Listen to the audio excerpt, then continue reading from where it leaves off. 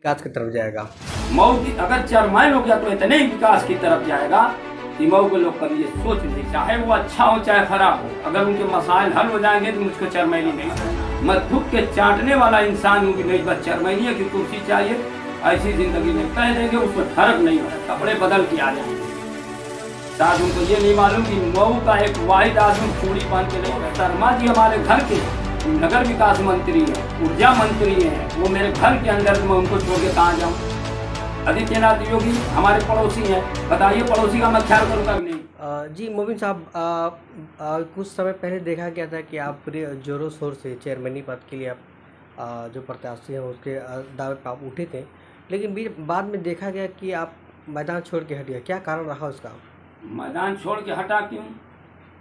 मैं तो पहले ही कहा था कि बुनकरों के मसाइल, घरों में जुगाड़ उलूम चलाने वाले बुनकरों के मसाइल हल हो जाएं, चाहे वो अच्छा हो चाहे खराब हो, अगर उनके मसाइल हल हो जाएंगे तो मुझको चरमैनी नहीं लड़ना है। अगर हल हो जाएगा, अगर उनके हक में अच्छा होगा तो जो है कि नहीं तो भी कोई विरोध नहीं है। अगर नहीं हल होगा सही ढंग से तो सरकार से उसके बारे में संघर्ष किया जाएगा। लेकिन मैंने यही कहा था कि बुनकरों के मसाइल हल हो जाएंगे तो मैं चेयरमैनी पद से नहीं लड़ूंगा। तो मैं कोई बिजनेसी नेता थोड़ी ना हूँ, वही मेरी खेती थोड़ी ना है, वही मेरी रोजी रोटी थोड़ी ना है। मैं हट गया क्योंकि मेरा कोई लाभ नहीं था, मसला हल हो गया, भाग गया। मैं थूक के चाटने वाला इंसान हूँ कि नहीं बस चेयरमैनी की कुर्सी चाहिए, ऐसी जिंदगी नहीं गुजारता। थूक के नहीं चाटूंगा, कह दिया कि नहीं तो नहीं। मसला क्यों नहीं? आप गाइडलाइन देखिए जो फिक्स है 800 400 सब तो सामने ही आ गया। उसमें अब इलेक्शन हो रहा है, अब उसमें इलेक्शन के बाद उसकी गाइडलाइन भी आ गई है।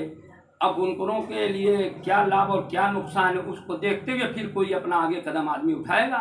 उससे पहले चूंकि तत्काल में इलेक्शन आ गया, यही वजह है कि जो है कि नहीं ये सब हुआ है। और क्या फ्लड रेट खत्म हुआ? और मैं कह रहा था कि नहीं खत्म हुआ है, वो सब झूठ न बोल रहे थे लोग। और मैं तो गारंटी के साथ कहता हूँ, मैंने एसी का, मैंने हथकरघा का, मैंने उत्तर प्रदेश सरकार की सारी बातों को जो मेरे पास कागजात थे उस हिसाब से मैंने कहा फ्लड रेट नहीं खत्म हुआ। एसी ने कहा था कि पासबुक खत्म हो गया, मैंने कहा नहीं खत्म हुआ। खत्म होगा तो कोई गाइडलाइन आएगी, और नहीं खत्म होगा तो फिर गाइडलाइन आई ना आएगी नहीं। इस महीने से शुरू हो गया, फ्लड रेट खत्म नहीं हुआ, सिर्फ रेट का संशोधन हुआ है, कम बढ़ती। अब वो तरीके की बात है, वो जो है कि सरकार से आदमी वार्ता करेगा। देखिए झूठ नहीं बोलना चाहिए, लेकिन ये लोग झूठा गुमराह कर रहे थे। जैसे मान लीजिए इस वक्त एक प्रत्याशी हैं अरशद जमाल साहब, आए पाली उन्हें पी लिए, माला वाला पहन लिए, कहे कि बुनकरों का मसला हल हो गया, ये नहीं हुआ। और हम लोग जो कह देंगे उसमें फर्क नहीं हो सकता। हम लोग सच बोलना जानते हैं, कुर्सी नहीं जानते, सच बोलना ही हम लोग, क्योंकि हम लोग असली समाजवादी हैं। और ये लोग जो है कि समाजवादी पार्टी है, और लोहिया जी को मानने वाला कभी झूठ नहीं बोलता, वो कभी मुखाद नहीं रखता, वो कुर्सी का लालची नहीं होता, वो कमीशन खोरी नहीं करता। जानते हैं हम लोग सामाजिक कार्य करता है, जो दे दे उसका भी भला, जो न दे उसका भी भला। ऐसा है कि उसमें भी मफाद था। जो कॉन्फ्रेंस हुई बुनकरों के हित की, फलाना धमाका, वो सब लोकसभा की तैयारी की बात चल रही है, समाजवादी का वो नहीं। वो एक चेहरा था, एक सूत्री कार्यक्रम उसने अपना रखा था, और वो प्रोग्राम कॉन्फ्रेंस हुआ, उसमें 2-4 हज़ार लोग आए होंगे, और क्या आए होंगे। ऐसा वो तो लोकसभा का रास्ता बनाया जाए, क्योंकि अवाम को गुमराह करना इनकी खेती है।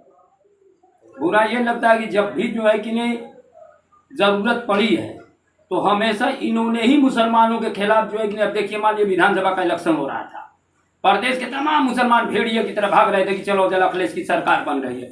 और मैंने कहा था जो है कि अखिलेश की सरकार नहीं बनेगी, बनी तो भाग रहे। क्योंकि मायावती ने उत्तर प्रदेश में कितनी मीटिंग की थी भाजपा के खिलाफ, तो मुसलमान को तो सिर पर ढांग। अब जो है कि बस एक चीज़ है कि जिधर से बस एक मुसलमान का उठे बेवकूफ़ बना, तो बसपा जो है कि नहीं मुसलमानों के लिए सबसे ज़्यादा खतरनाक होगी तो बसपा है। कभी मुसलमानों के हित की बात नहीं करती है, जब इलेक्शन आता है मुसलमानों की हित की बात करती है। और यार 25 साल से मऊ के लोगों ने खराब कर दिया है।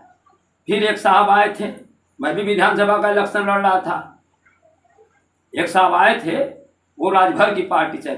तो इन सब छोटी पार्टियों को लोग वोट देके जो इन्हें फराज जोड़ के, वो भी गलती है। अब भर सी पार्टी से आए, अखिलेश से पेक्ट हो गया, बना दिए, जिता दी, उनका काम हो गया, वो जीत गए, चले गए। लेकिन शब्द भी बोलने का ढंग होना चाहिए। उन्होंने क्या कहा था एक विधानसभा के अंदर मैं भी प्रत्याशी था। याद है आपको उसने क्या कहा था कि कुछ चंद मुट्ठी भर गाड़ियों का काफिला लेकर चल रहे, जिस दिन सामना पड़ेगा कपड़े बदल के आ जाएंगे। याद है आपको?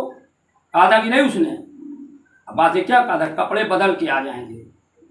शायद उनको ये नहीं मालूम कि मऊ का एक वाहिद आदमी चूड़ी पहन के नहीं बैठता मैं, कि कोई ऐसा साड़ नहीं है जिसकी सींग पकड़ के न गाड़ दूँ। मैं वो मऊ का आदमी हूँ कि जो है कि नहीं, कितने साड़ आएंगे कितने साड़ जाएंगे। क्या मऊ में कोई ऐसा साड़ नहीं था जो उनसे टकरा जाए? बस एक सींग पकड़े। और अखिलेश भैया से कहे क्या हुआ अंजाम?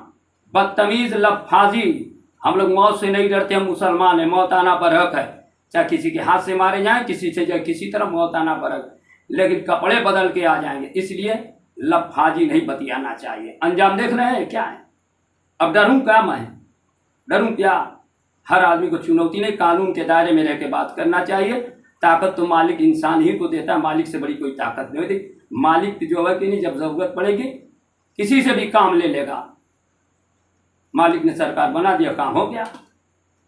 मऊ में देखिए अभी कुछ मतलब जैसे मान लीजिए गोरखपुर से उर्दू अकादमी के आए थे, बम्बई के थे, उन लोगों से मेरी वार्ता हुई जो कहा कि इलेक्शन के बाद जो है कि नहीं 1 महीने के बाद उस पर बुनकरों के मसाइल हल होंगे। अब रह गए बात की मसाइल की, आदमी को कम से कम उस बुनकरों जो जुगाड़ी उलूम चलाने वाले बुनकर उनके मसाइल को आगे रखने के लिए मतलब जबान भी होनी चाहिए, शर्म न लगे बात करने में। अब जैसे हम लोगों की सोच है अफजाल भाई कि पश्चिम और पूरब, हम पश्चिम में हैं। कल्पनाथ राय विकास पुरुष थे, बहुत अच्छे आदमी थे, उन्होंने विकास किया जैसे फाटक विस्तार।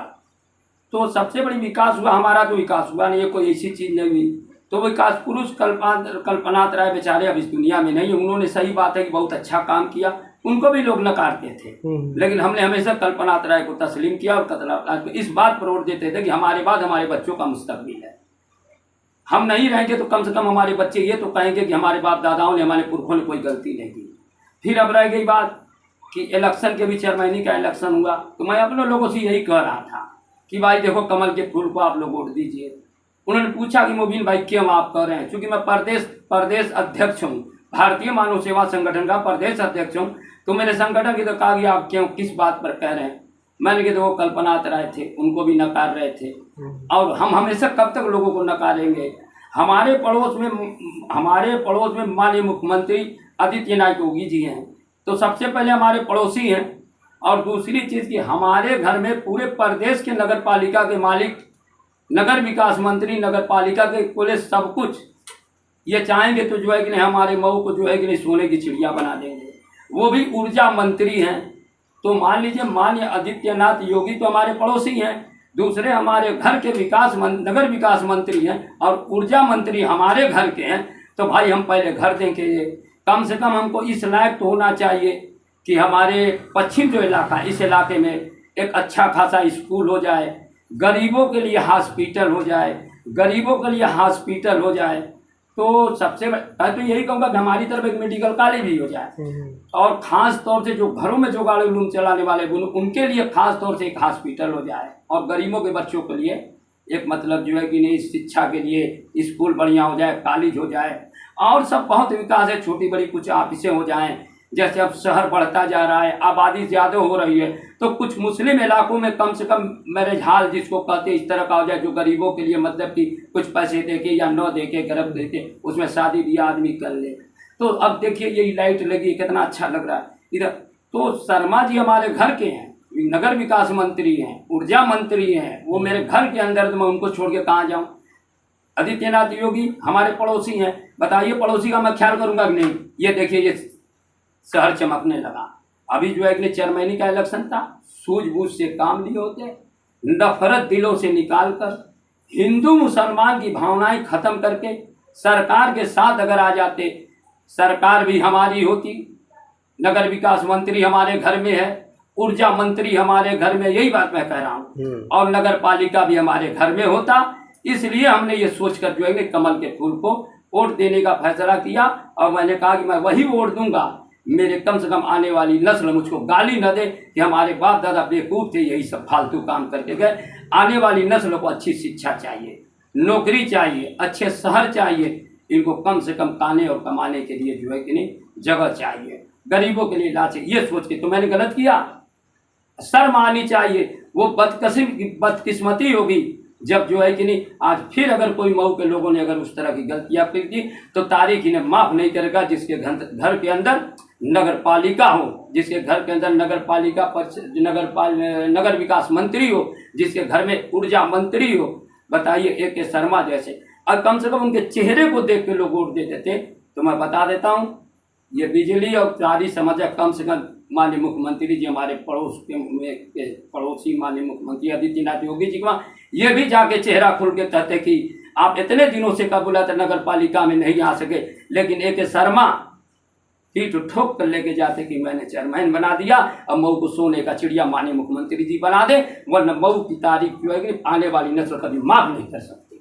मऊ विकास की तरफ जाएगा। मऊ की अगर चेयरमैन हो गया तो इतने ही विकास की तरफ जाएगा कि मऊ के लोग कभी ये सोच नहीं सकते।